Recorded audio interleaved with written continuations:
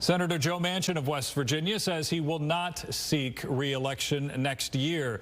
The conservative Democrats' departure from the Senate could tip the balance of power next year in Republicans' favor.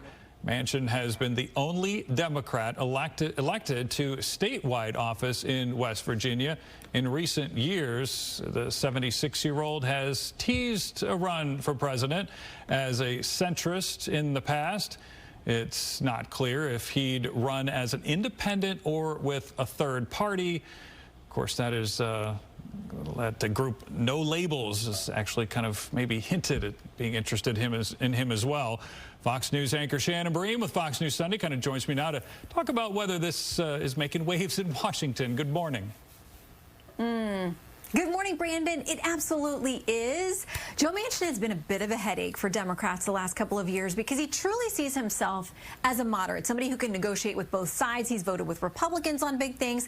He has stuck with the White House and with the president on some really major pieces of legislation, but Democrats kind of came to see him as an unreliable vote on some things, so they're upset with him now, too, because it's almost certain that West Virginia Senate seat will go red next year, and it really impacts the ability of Democrats to hold on to the Senate. So a lot of consternation here in Washington. And you mentioned the No Labels. I mean, he's done events with them. They're very serious. They want to get on all 50 states, on all the ballots. And, you know, there's been talk that he would be the guy they'd do it with. So we'll see. Interesting. All right. So we are a couple of days past the Republican debate. So have any of the candidates managed to gain any traction, or at least candidates whose last name are not Trump?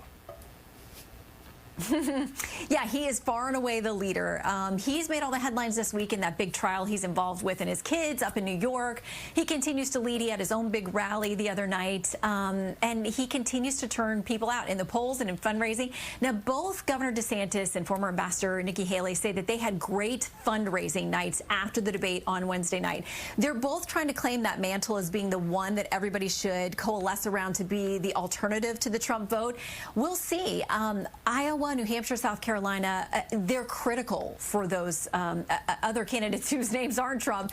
So we'll see. But both of those two camps are claiming victory in the fundraising numbers from the other night. So we'll see how those pan out. All right. Who do you have on tap for Sunday? We've got Senator Mark Warner, Democrat, who chairs the Senate Intelligence Committee. We'll talk to him about the Manchin situation, but also all of these foreign policy issues. How do we deal with those? And how do we deal with the funding? There are all kinds of fights over the packages for Israel and Ukraine and Taiwan and the border.